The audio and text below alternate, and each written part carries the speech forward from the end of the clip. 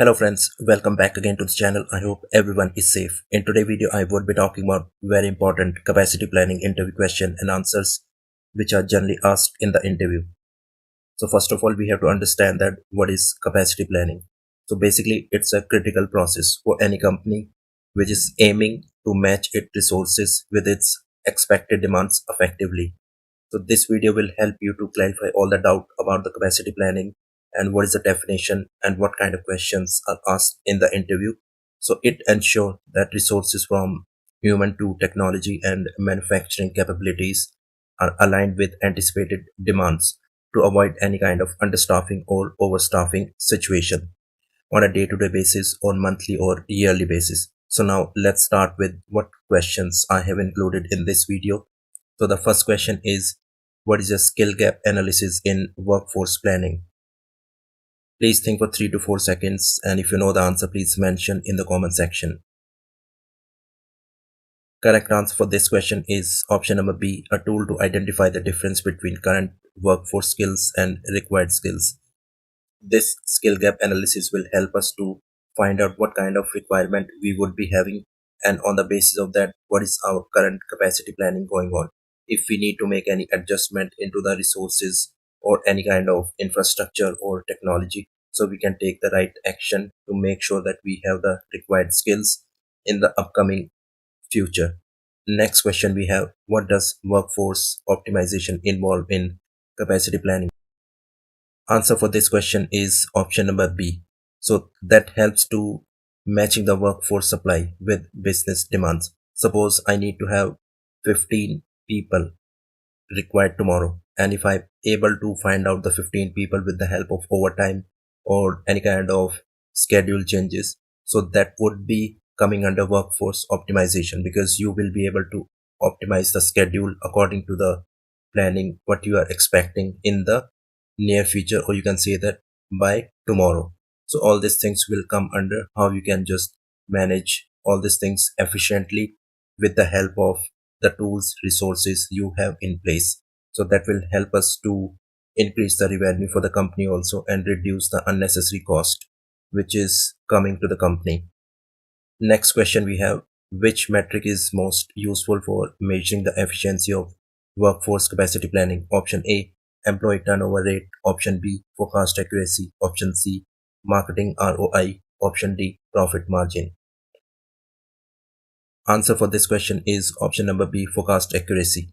It is very important that what kind of forecast accuracy we have. Suppose we have forecasted 1000 calls and we have received only 500 calls. So there is a huge deviation that we are not able to predict the forecast in a very good numbers. So the forecast accuracy above 90% is considered to be good.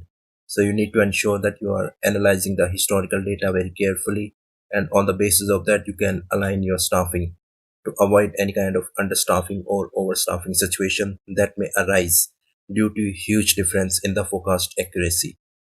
Next question we have, what does capacity typically refers to in workforce management? Option A, the total number of employees in the organization. Option B, the ability of workforce to meet the demand for work. Option C, the number of work hours in a week.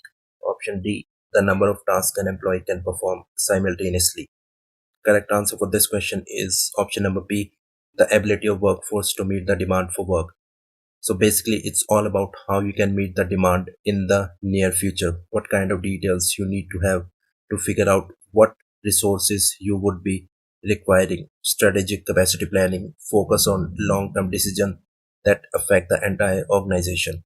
So this involves determining the overall capacity needed to meet the changing demands of the market, and it's about making sure that organization can support its strategic objectives such as expanding into new markets or launching any kind of new product. So these things will definitely help us to meet the incoming demand what we may see in the near future. Next question we have, what is a common method used to forecast workforce needs? Option A, SWOT analysis. Option B, regression analysis. Option C, marketing segmentation. Option D, employee performance reviews. Correct answer for this question is option number B, regression analysis. So basically it's a method that estimates the relationship between a dependent variable and one or more independent variables.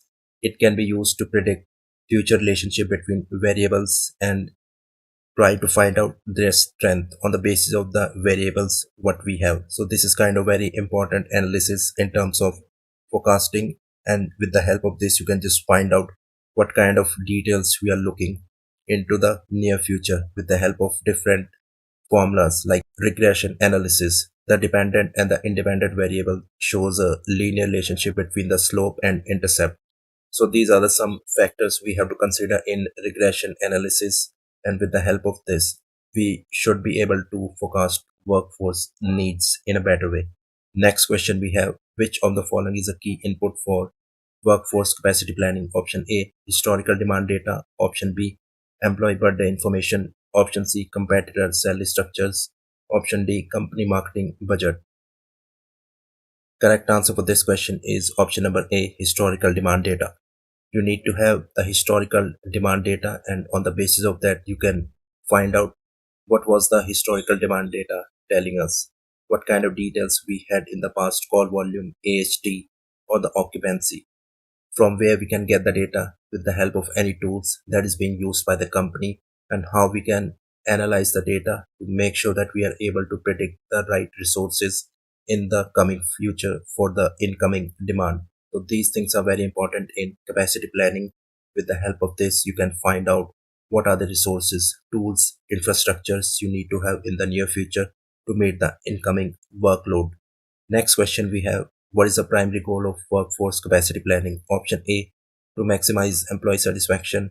Option B, to minimize cost by reducing workforce. Option C, to ensure that the right number of employees with the right skills are available at the right time. Option D, to hire as many as employees as possible. Answer for this question is option number C. We need to have the right number of employees with the right skill to be available at the right time to make sure that we are able to fulfill the demand which we would be having in the near future. So what is the goal of workforce capacity planning?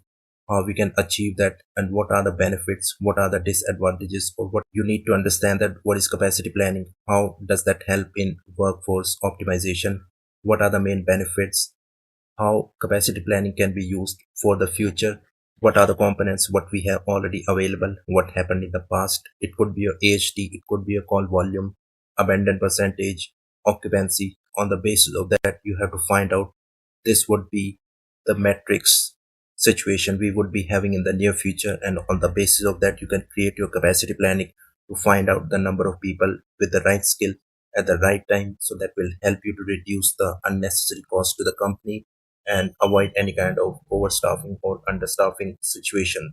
So these things are very important. I hope you like the video. Please subscribe and share for more.